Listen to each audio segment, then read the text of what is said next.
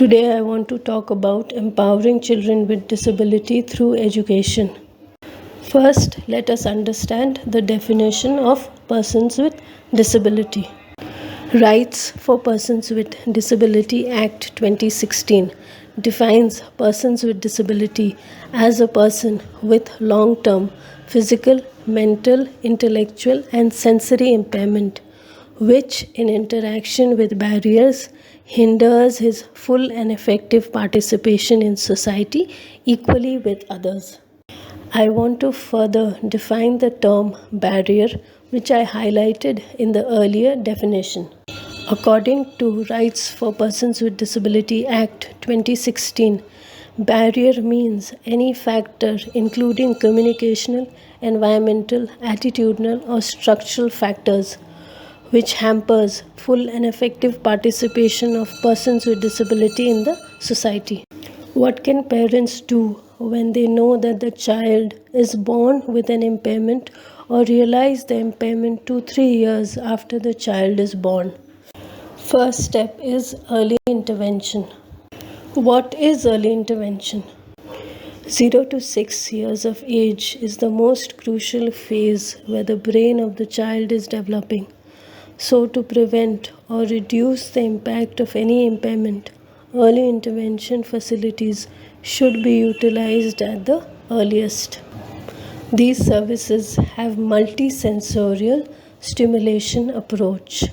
Early intervention centers have all professionals that the child require for holistic development, cognitive development, speech and communication and language development, physical and social emotional development. Where can we find early intervention centers?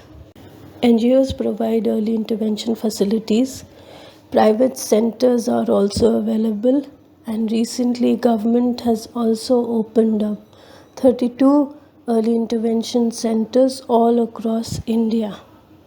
Second step is school admission, which is one of the major milestones in a child's life. No child with or without disability can be denied admission in school according to Rights for Persons with Disability Act 2016 and Right to Education Act 2009.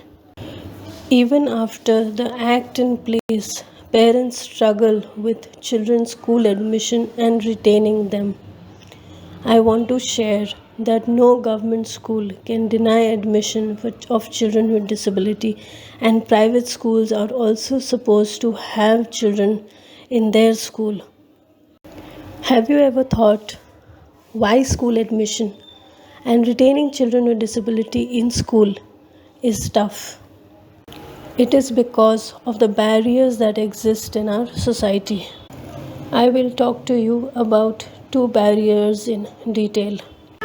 I will talk to you about few physical barriers first.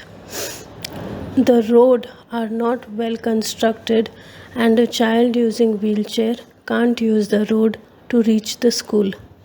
Another example, child drops out of the school because he or she is not able to use the washroom. The washroom is not accessible.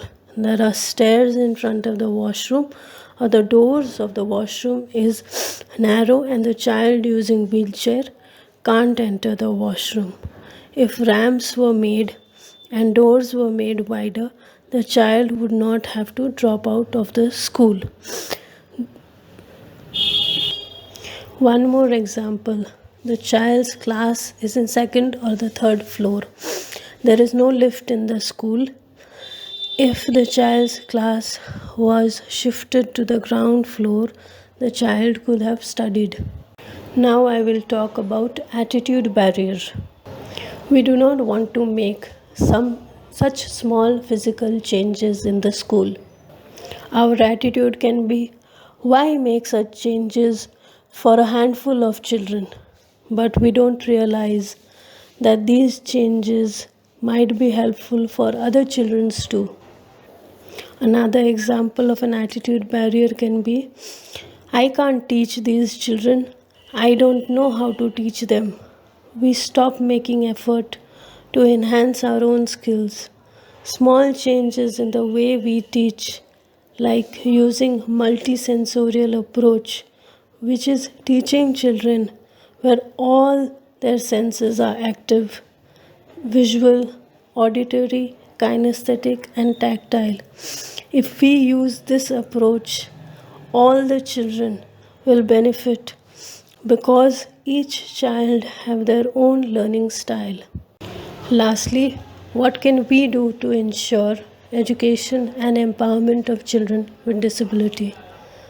First can be have knowledge of laws, acts, policies, schemes, and facilities available for children with disability.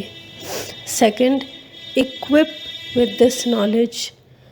Let's remove barriers that exist in our environment and within us. Thank you.